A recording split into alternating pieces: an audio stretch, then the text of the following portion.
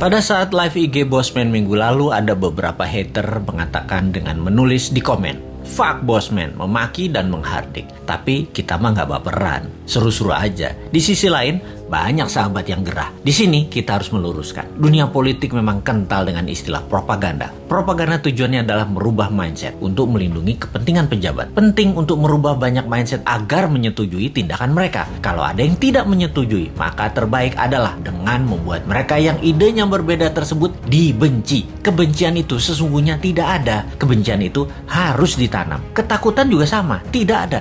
Ketakutan itu harus ditanam. Itulah senjata buzzer. Kebencian dan membuat ketakutan.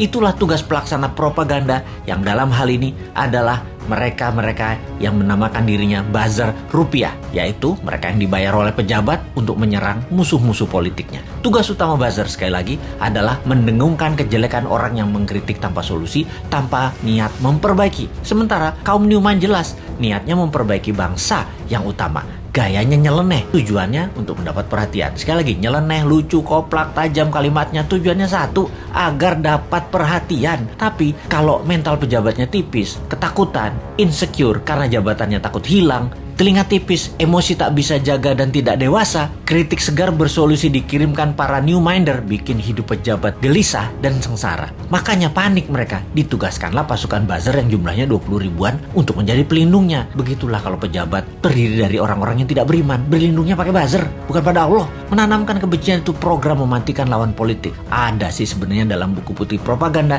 yang banyak diajarkan di akademi-akademi militer. Newman itu sering mengkritik, namun selalu memberikan solusi. Lalu kesannya anti pemerintahan secara keseluruhan. Padahal hanya anti pada 2 orang pejabat doang. Karena dikesankan Newman saat ini anti pemerintah, maka Newman harus dipudarkan. Siapa yang melakukannya? Yang melakukannya adalah penggemar pejabat penguasa saat ini yang kebanyakan berciri-ciri, yaitu minoritas orang tajir beragama minoritas. Nah, kalimatnya ya, maaf kurang ajar ya, tapi saya nggak mau basa-basi. Atau yang mayoritas latar belakangnya namun terkena propaganda yang akhirnya tidak menyukai sisi seberang yang di framing jualan agama ke Arab-Araban plus dibungkus budaya Arab. Maaf, sekali lagi kalimat Bosman ini kali ini vulgar. Daripada basa-basi, mendem-mendem, mau realitanya gitu. Jadi begitu berhasil menggiring opini yang menganggap Bosman anti pemerintah, maka otak bawah sadar banyak orang digiring lagi oleh buzzer. Digeneralisir, Bosman itu oposisi, pendukung kadrun, dan pendukung partai kalah perang, Demokrat dan PKS. Cara kerja buzzer menggiring opini masyarakat memang begitu dan berhasil hingga saat ini membelah bangsa Indonesia menjadi 2. Sangat berhasil.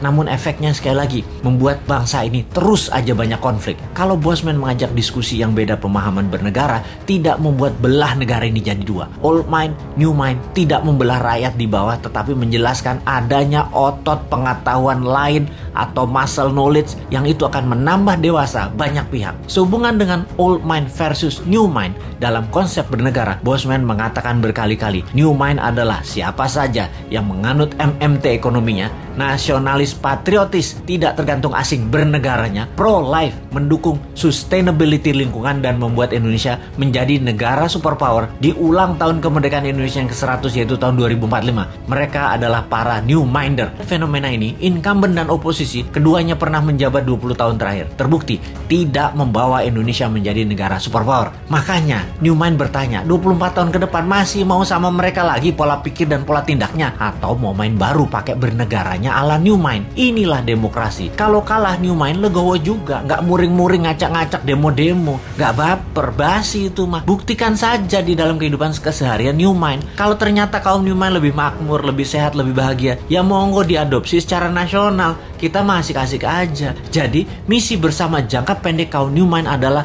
mempromosikan konsep ini ke 250 juta saudara sebangsa dan setanah air. Jadikan bahan diskusi, rembukan secara masif, dan akhirnya kesempatan itu akan dibuktikan di kotak suara tahun 2024. Kalah menang bukan masalah, itu demokrasi. Pertanyaannya sekarang, bagaimana caranya 250 juta orang mengenal dan memahami konsep new mind dalam waktu cepat?